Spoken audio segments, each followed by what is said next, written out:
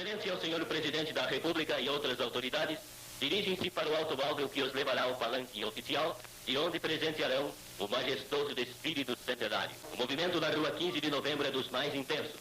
A principal artéria da cidade, Sorriso, está engalanada. Aproxima-se do palanque oficial o presidente Getúlio Vargas, acompanhado do governador Munhoz da Rocha e outras autoridades. O povo aplaude delirantemente o primeiro magistrado da nação. Foram comemorações que realmente ficaram na memória das pessoas. Sem dúvida foi algo assim que teve uma grande repercussão, não só na época, como até hoje. Um ponto de inflexão, né, entre o Paraná antigo e o Paraná novo que ele estava propondo, né, como imagem. Uma grande comemoração em homenagem ao Paraná, em homenagem aos 100 anos do Paraná.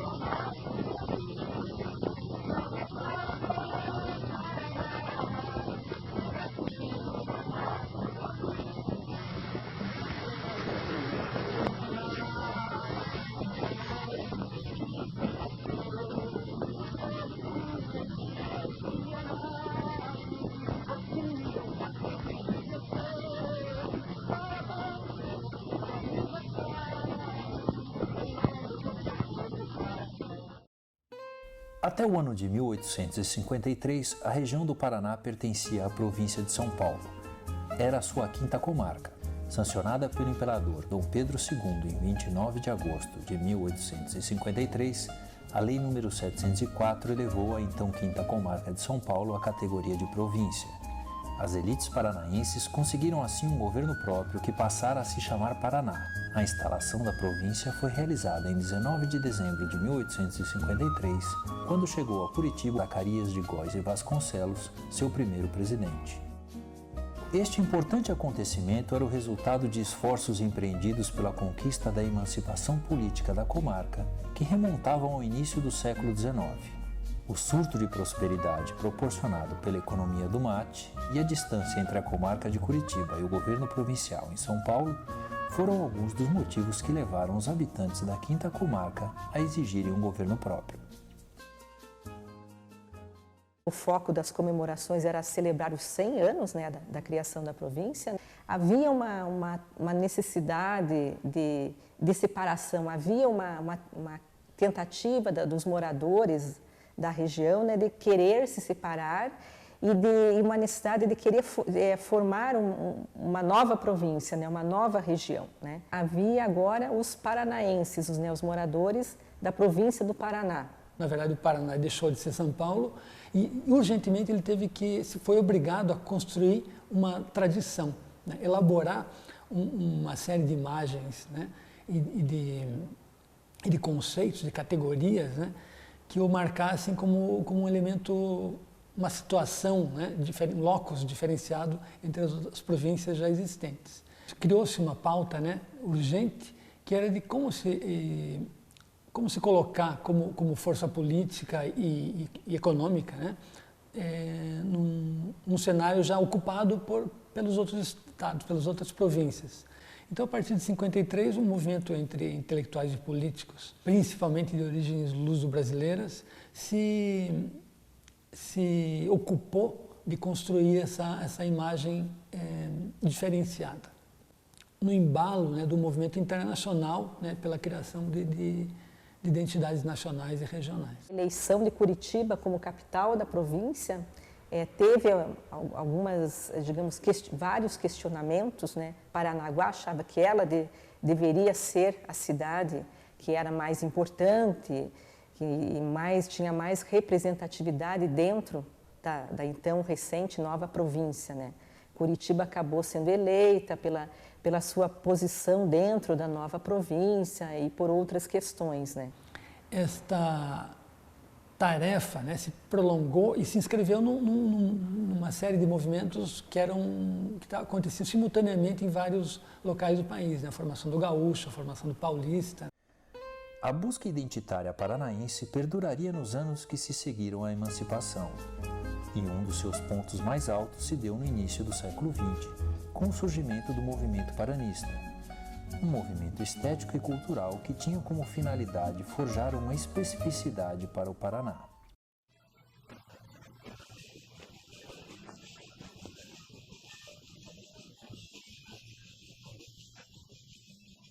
Artistas, intelectuais, escritores se reuniram em prol, daí, efetivamente, de criar uma identidade para o Paraná, inclusive associando, né, o paranaense a elementos da natureza. O grande mentor, né, que foi Romário Martins, artistas como Zaco Paraná, João Turim. O João Turim chegou a fazer a sua casa, a fachada da casa, os muros com pinheiros, com pinhões. É nessa época também que, por exemplo, várias calçadas de Curitiba foram decoradas assim com rosáceas de pinhões.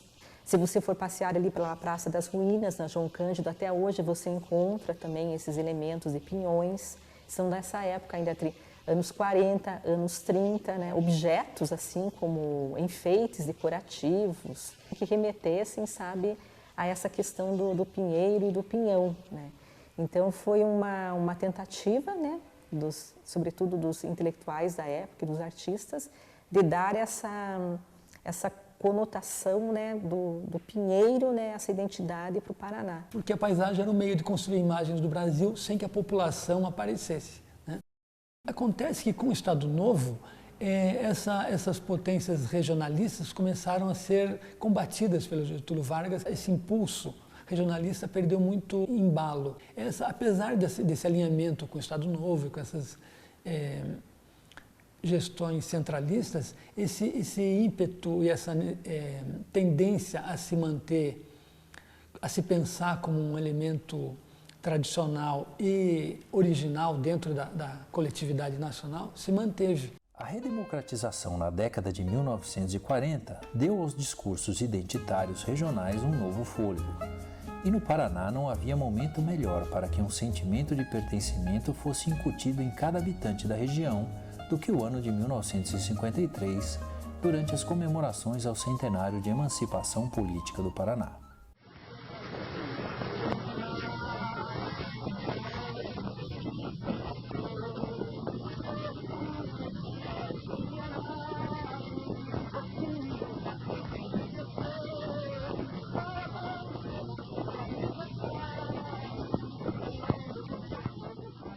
O governador do Centenário, ele assumiu, né, o governo em 1951, ficou até 1955. A grande figura, digamos assim, do Centenário. O Bento, ele é parnanguara de origem, foi parnanguara de origem, nasceu em 1905. Foi formado no seio das famílias poderosas do Estado. E naquele momento ele queria destacar o Paraná nacionalmente. Ele conviveu desde a juventude tanto com o poder quanto com pessoas de formação intelectual, como Temístocles Linhares, né, o Brasil Pinheiro Machado, que muito provavelmente, né, travaram um diálogo que adensou, assim, ampliou a visão de mundo do Bento e principalmente chamou a atenção para a importância do papel dele como agente histórico. Ele queria gerar marcos monumentais e que expressassem aquele momento, digamos, de euforia que o Paraná estaria vivenciando, inclusive em virtude da própria economia do café, né, que estava em evidência naquele momento, né. O Bento foi um admirador do Juscelino Kubitschek e muito cedo ele percebeu a importância e a eficiência, talvez, dessa estratégia modernizadora, né, de como se constrói marcos, né, arquitetônicos, urbanos e slogans, né, políticos para marcar um diferencial, né, talvez geracional, talvez ideológico, ou tudo junto, para marcar determinados pontos de vista de uma administração. O Bento Munhoz, ele, digamos, um grande mérito que ele tentou, que ele teve, digamos assim, era era ele transitar entre esses intelectuais, que eram ainda dessa época desse paranismo dos anos 20, com os políticos e esses outros intelectuais mais ali do Wilson Martins, dos anos 50, Temístocles Linhares também, né? Então eram duas ideias, assim, digamos, conflitantes que o Bento teria que transitar, né? O Bento fez essa fusão, né, entre o arcaico regionalista e revestido por uma modernidade. Ele acompanhou as obras do Juscelino em Belo Horizonte, né, que foram os primeiros trabalhos que o Juscelino convidou o Niemeyer para executar, onde ele trouxe o Brecheret de São Paulo para fazer uns monumentos, né, no centro de Belo Horizonte. E 10 anos depois, em 1953, no Paraná, ele usou esse conhecimento já estabelecido, né, para propor essas novas, essa revitalização. Em 1946, Munhoz da Rocha estava entre os deputados que conseguiram a extinção do território federal do Iguaçu, uma região que compreendia partes de territórios do Paraná e Santa Catarina e que fora federalizada por Getúlio Vargas sob a alegação de que o Estado precisava do controle direto das áreas fronteiriças. Ele produziu diversos artigos em defesa do Paraná e ele também foi sócio fundador de diversas instituições que tinham como objetivo preservar a história do Paraná, como o próprio Círculo de Estudos Bandeirantes, que o Bento Munhoz foi sócio fundador.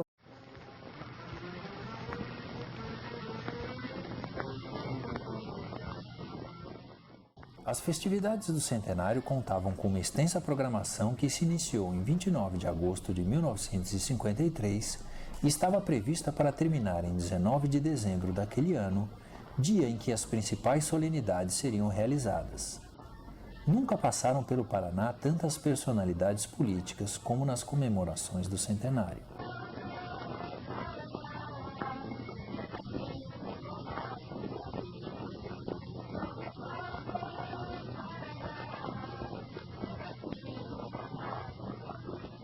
Então, desfiles na Rua 15, bailes pelas sociedades que aconteceram. Para organizar e realizar a programação, que contava com congressos nacionais e internacionais, seminários científicos, procissões religiosas, concertos, missa campal, feiras e exposições, o governo criou a Comissão de Comemorações do Centenário, uma entidade autárquica com personalidade jurídica e patrimônio próprio, presidida pelo então secretário da Agricultura, Newton Carneiro. Dentre as festividades de abertura das comemorações estava o desfile étnico, que teve a participação de estudantes e escoteiros vestindo trajes típicos das nações que, de acordo com o discurso do governo, haviam contribuído para a formação cultural e social do Paraná. As moças, caracterizadas segundo as suas etnias, oferecendo produtos, né, da colônia, né, as pessoas que estavam ali nas festividades. Os maiores eventos eram o Congresso Mundial e a Exposição Internacional do Café, ambos realizados nos gigantescos pavilhões montados no bairro do Tarumã. O artista Poti Lazarotto, auxiliar da comissão das comemorações do centenário, fez as pinturas murais para o pórtico do pavilhão de exposições da Exposição Internacional do Café, realizada em dezembro de 1953. O Congresso Mundial do Café, que ocorreu em janeiro de 1954, contou com a presença de delegações de 35 países importadores do produto. A Praça 19 de Dezembro, popularmente conhecida como a Praça do Homem Nu, existe desde 12 de julho de 1879, mas a inauguração dos seus monumentos só se deu a partir do dia 19 de dezembro de 1953, quando um obelisco de granito medindo 30 metros de altura foi instalado no Logradouro como parte das comemorações do centenário. Esta solenidade, que contou com a presença do então presidente Getúlio Vargas, abriu as festividades do dia em que o Paraná completava 100 anos. Estava prevista para a mesma data a instalação de outros 2 monumentos, um painel com 2 murais representando a história política e econômica do Estado e uma estátua de 8 metros de comprimento para representar o jovem e forte Paraná. O mural de azulejos foi projetado por Poti Lazarotto e narra a história política da Quinta Comarca até a sua emancipação em 1853. O mural de baixo relevo é de autoria dos artistas Herbo Stenzel e Humberto Coso e representa os ciclos econômicos paranaenses desde suas origens até a década de 1950. E esses marcos, né, criados pelo Bento Munhoz, né, eles têm, né, como prerrogativa a preservação da memória. O famigerado Homem Nu, também de autoria de Herbo Stenzel e Humberto Coso, provocou indignação nos setores conservadores da sociedade e foi alvo de ataques baseados em preconceito. Os traços da estátua causaram a ira do intelectual Davi Carneiro, que não refletia a imagem do paranaense, né, louro e belo. O Homem Nu sofreu críticas muito pesadas, tanto pela nudez mesmo, né, da figura, quanto pelos traços entendidos como não arianos, né, como não brancos, né, que já nesse momento, nos anos 50, era entendido como uma representação mais típica do homem paranaense. Provocou muita discussão, né?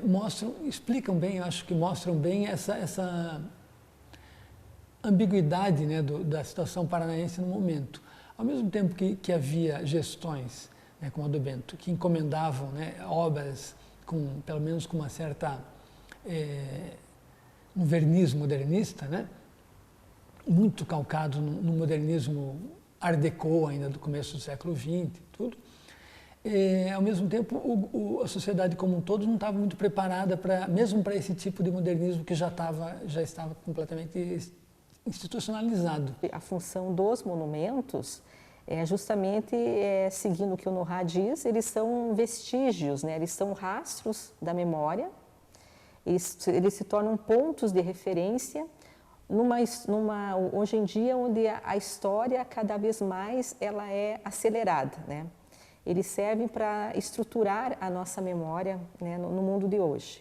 Então, eles foram usados como lugares de memória, ele soube se utilizar dessa prerrogativa.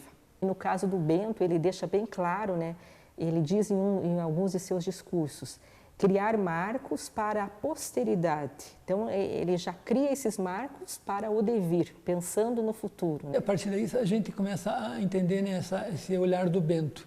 Porque ao mesmo tempo que ele mantinha valores, né, regionais herdados ou que se mantinham meio subterrâneos desde a emancipação política, né, no século XIX, ele incorporou esse movimento moderno, logo entendido agora como internacionalista ou não regionalista, né, e adapta essas soluções, tanto arquitetônicas quanto plásticas, para o cenário específico do Paraná. Então ele pega um vocabulário visual que foi construído por uma visão internacionalista de arte, né, como as esculturas do Brecheret, como um tipo de organização visual modernista, como o Niemeyer, por exemplo, né, racionalista, mas aplica isso para construir imagens que remetem a uma identidade paranaense, como o Homem Nu, né, que a princípio tinha sido pensado como uma figura entre várias outras, cada uma representando as províncias, os estados paranaenses. E o jovem Paraná dando um passo à frente, conduzindo, né, os estados mais velhos em direção ao oeste, à conquista. Poxa, mas que elegância! É Nicron, vovó, terno de Nicron. No seu tempo não tinha. Não amarrote nem perde o vinco, é impecável. Olhando o céu todo enfeitado de balões de papel fino. A própria ideia de modernismo já tinha se tornado um valor positivo institucionalizado, incorporado por essas novas gestões, que não por acaso usavam esse discurso para se opor, né, se contrapor e se colocar como opção às formas anteriores ou já estabelecidas de administração. As ideologias de massa, né, muito em voga nesse momento, estavam baseados numa nova ideia de que a população, que parcelas mais amplas das comunidades podiam ter voz também. Então, essa ideia modernista foi tomada pelas administrações como um valor positivo e como material de propaganda mesmo. Em 1951, o governo criou a Comissão Especial de Obras do Centenário, uma autarquia liderada pelo engenheiro Elato Silva, que tinha como função gerenciar as obras arquitetônicas que seriam construídas para serem inauguradas durante os festejos. O projeto mais ambicioso dessa comissão era a criação do primeiro centro cívico do país, um logradouro de 120 mil metros quadrados concebido para abrigar as sedes dos 3 poderes estaduais e suas secretarias. Destacam-se também entre as grandiosas obras arquitetônicas a construção do Teatro Guaíra e a nova sede da Biblioteca Pública do Paraná. Isso estava tudo embutido naquela ideia de identidade que ele queria promover, né? Baseado no avanço, na prosperidade e no desenvolvimento do Paraná. E essa era uma outra prerrogativa do Bento, né? Fortalecer Curitiba como um centro político administrativo do Paraná, né? A própria criação do centro cívico, a centralização dos 3 poderes num único espaço também tinha essa função, né? Curitiba acabava ficando, e a região acabava meio que ficando isolada do resto do Paraná, né? Então, muita coisa do que acontecia em Curitiba não se sabia no interior do estado e vice-versa, né? Para fortalecer Curitiba, até a questão da malha viária, né, deveria se desenvolver dentro do estado, né, para as estradas convergirem para Curitiba, né? Então, todos esses são marcos arquitetônicos do estilo modernista que tinham essa prerrogativa da monumentalidade, né, da forma de perenizar essa memória de desenvolvimento, de prosperidade e de monumentalidade, né. No discurso dos governos desenvolvimentistas brasileiros da primeira metade do século XX, a ocupação do território era sinônimo de progresso e modernização. Em um território tão vasto como o brasileiro, seria fundamental, segundo a retórica dos governos, levar a modernidade para todos os cantos do país. O café se destacava no norte do Paraná. Toda essa região do interior do Paraná, o oeste, o norte, o sudoeste, nessa época dos anos 50, ainda estava sendo povoado, né? Muitos migrantes que vinham em busca de trabalho, inclusive para trabalhar nas lavouras de café, vinham de São Paulo, de Minas Gerais, do Rio Grande do Sul. Então, era justamente muitos migrantes, né? Então, era um outro paranaense, diferente daquele paranaense que o Romário Martins e os artistas dos anos 20 e 30 pensavam, né? 65% dos municípios do Paraná foram criados entre os anos de 1950 e 1960. Na época, costumava-se dizer que uma cidade era fundada por mês em terras paranaenses. A população do estado também cresceu vertiginosamente, chegando a duplicar em 10 anos. A gente percebe que todo o discurso de colonizar o Brasil, colonizar o Paraná, né, esse avanço para o oeste, é incorporado no discurso de modernização do Estado, né, na época da transformação da economia, né, paranaense para uma economia cafeeira. E esse discurso de ocupação de movimento para o oeste, né, heróico, documentado, né, em textos, em fotografias e num discurso épico que remete à construção dos grandes westerns americanos, né. Foi o ápice da chamada Marcha para o Oeste, uma manobra para a ocupação do território iniciada pelo interventor Manuel Ribas em 1942 e que foi inspirada na Lei de Propriedade Rural criada nos Estados Unidos da América em meados do século XIX pelo então presidente Abraham Lincoln. Através deste programa, o governo paranaense prometia ceder terras àqueles que derrubassem a mata, plantassem, pagassem impostos e se fixassem na região por pelo menos 6 anos.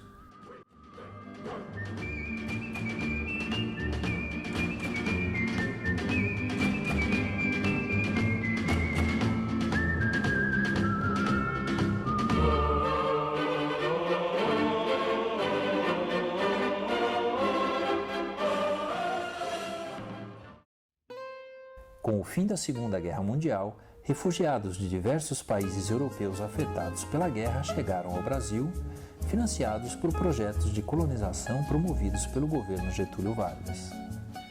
Em consequência disso, o Paraná viu, na década de 1950, a chegada de muitos estrangeiros que visavam uma vida melhor em terras cujo clima assemelhava-se com o de muitos países da Europa. Munhoz da Rocha proclamava que o Paraná era a mancha loura do Brasil. Essa imigração foi muito estimulada pelas elites brasileiras no século XIX. Em 1829 já tem registro dos alemães. Como muitos desses imigrantes eram trabalhadores urbanos, com formação urbana, intelectual e técnica muito já desenvolvida, eles se colocaram como uma força de trabalho muito diferente, né, do que era esperado deles, e se colocaram como agentes, não apenas objetos, né, mas como sujeitos das suas relações. Eles ficam mais em torno de Curitiba, grande parte deles, né? E depois eles acabam vindo muitos para a região de Curitiba. Mas à medida que essa população começa a adquirir poder econômico, né, porque eles tinham conhecimentos técnicos e detinham um capital, né, tecnológico e intelectual muito diferenciado, eles se separaram muito rapidamente, né, da população não educada, né, já estabelecida aqui, e alcançaram uma posição social muito diferenciada. Vinham de uma região urbana, né? Então eles acabam vindo aqui para as cidades, né? E acabam exercendo diversas profissões, né? A situação de insubmissão, né, dos imigrantes ao papel de trabalhadores subalternos, né, criou antipatias enormes, e a gente vê na imprensa debates falando do perigo alemão. E de repente os brasileiros, que eram, né, se consideravam os guardiões da cultura local, né, acabam meio que vendo, se sentindo ameaçados, né, com esses imigrantes, né, europeus, né, que acabam abrindo lojas de comércio, padarias, né. Esses papéis sociais vão se transformando, né, pela própria dinâmica social e principalmente pelo esforço dos agentes, né, dos envolvidos. E como forma de manter a tradição, de se manter unidos, eles vão fundando as sociedades beneficentes, como a Garibaldi, isso no final do século XIX, né, Concórdia, né. Em pouco tempo, né, pelo poder adquirido, né, pelo dinheiro e pela alteração das forças políticas, que eles passassem de ameaça a um valor, né, daí a ser tomados como uma contribuição positiva. Mas só aconteceu porque eles conquistaram essa posição pelo trabalho, pela diferenciação intelectual mesmo. Inclusive o Bento, né, depois há uma nova dinâmica, né, da imigração, ele cria até as colônias, né, de Vitimarsum, Castrolanda, Entre Rios, né, nessa época, né, como uma forma de incentivar também, né, a vinda desses imigrantes, dessa formação desses núcleos, né, no interior do Paraná. O surto econômico do café havia impulsionado o governo Munhoz da Rocha a proclamar o discurso homogeneizador e ufanista sobre o Paraná moderno, na tentativa de construir uma memória coletiva, uma identidade social e a tão esperada unificação do Estado. Mas as geadas de julho de 1953, que em alguns municípios devastaram 80% das plantações de café, fizeram com que muitas das obras programadas para serem inauguradas durante as festividades fossem adiadas. O desastre econômico afetou o Estado justo no ano de comemorações ao centenário.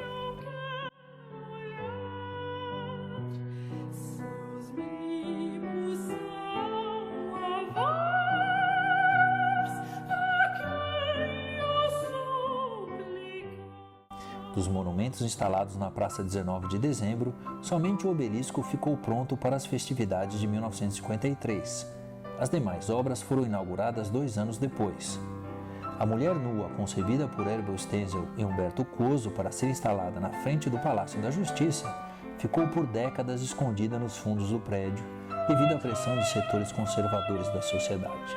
Somente nos anos 1970 ela seria transferida para a Praça 19 de Dezembro, sob protestos de seus autores.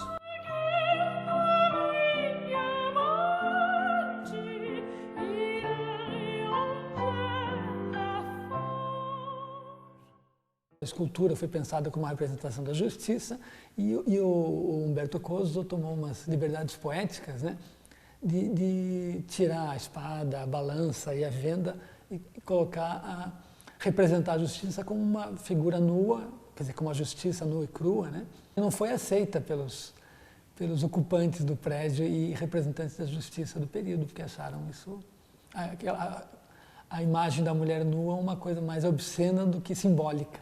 Ela ficou atrás do Palácio Iguaçu, até os anos 70, e nessa época é só que ela foi posta na praça, né? Até o Herbert Stenzel ficou muito desgostoso nessa época, porque, segundo ele, ela não compõe um conjunto escultórico, né? Apesar que é uma pessoa que passe pela praça e ache, né, que a mulher nua foi concebida para aquele espaço, ela não tem nada a ver, né? Ele diz que nem desde a questão das dimensões e da concepção, né? Com as medidas de austeridade tomadas após a crise econômica, as obras do Centro Cívico também foram adiadas. E para que fossem concluídas foi necessário abandonar o audacioso projeto original. Somente o Palácio Iguaçu, inaugurado um ano depois das festividades, foi concebido tal como estava no projeto original. O Teatro Guaíra, outra obra que esteve no centro do discurso do governo Munhoz da Rocha e deveria ser inaugurado durante as comemorações do centenário, precisou de mais tempo para ser concluído.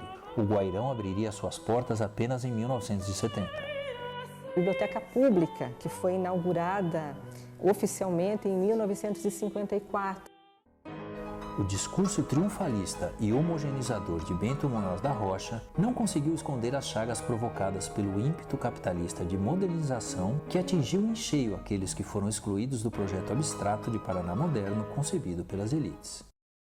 Era um grande sertão, digamos assim, né, onde companhias estrangeiras, né, que estavam construindo estradas de ferro, de povoamento, estavam inclusive tendo problemas com os poceiros que moravam na região, com os indígenas que moravam na região.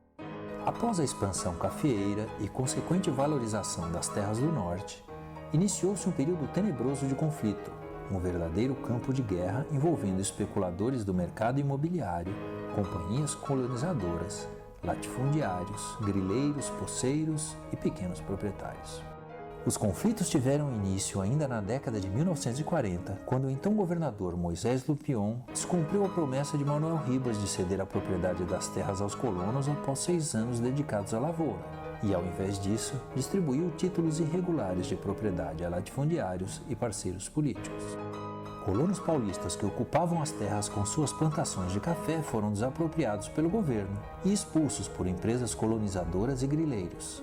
Dezenas de famílias foram desalojadas por empresas que visavam o lucro com a venda das valorizadas terras nas regiões cafeeiras. Tudo foi feito nas barbas do governo e com seu respaldo.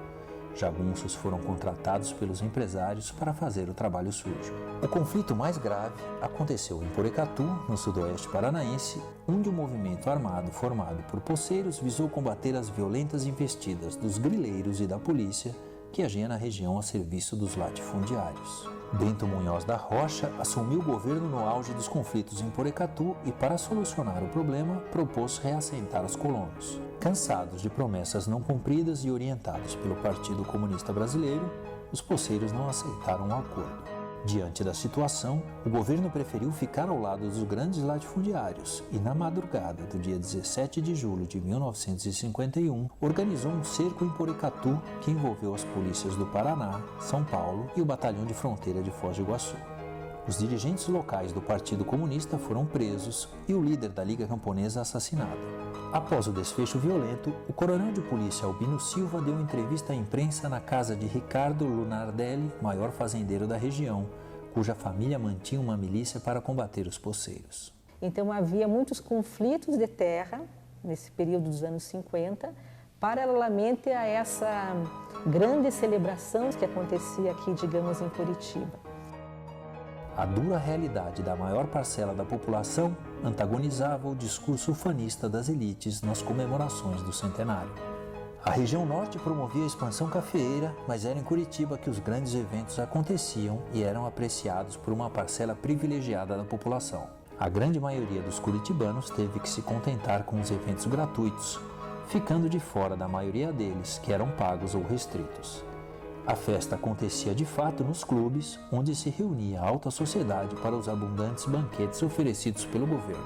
Basicamente, não somente, mas basicamente acabaram centralizando aqui na capital, aqui em Curitiba, né? A construção do Paraná moderno das elites ocultou o massacre de pequenos proprietários em prol do grande capital, o roubo de terras pertencentes a grupos indígenas e a exclusão de comunidades afrodescendentes indesejáveis na construção identitária paranaense. Os desfiles étnicos do centenário excluíram a contribuição cultural de indígenas e afrodescendentes para a formação do Estado. No Paraná, desde o começo, os africanos permaneceram escondidos, como se não existisse, e no Paraná só existisse ou português ou imigrante europeu. Os indígenas estavam no interior, sendo expulsos das suas terras, né? E de modo algum, né, você identifica nos desfiles, nas celebrações, né, e mesmo nos escritos, né, nenhum tipo assim de enaltecimento. Na verdade, estava sendo dizimado até os anos 50, né, como o caso dos Chetás. Apesar do discurso modernizador, né, dos paranaenses, na prática e nas suas relações sociais, eles se mantiveram presos a valores que vinham do império e da escravidão. Foi tratado, digamos assim, mais da questão então do branqueamento das raças. Os trabalhadores rurais, verdadeiros responsáveis pelo progresso econômico da região, também ficaram de fora das comemorações, sendo protagonistas apenas nos conflitos agrários.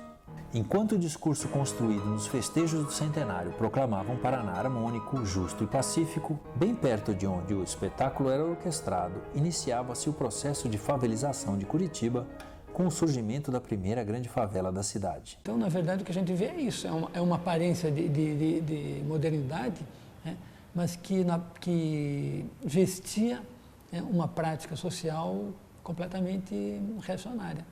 Todo esse trabalho de constituição de uma identidade, né, do Paraná se coloca nesse caminho, né, de se construir e delimitar um campo de domínio, né? Falam lá da criação da província e para frente, né, como se antes da criação da província nada existisse na região, né? Só a partir da criação da província que as pessoas passaram a existir, como se antes da criação da província não haveriam os indígenas, não haveriam pessoas morando aqui, né?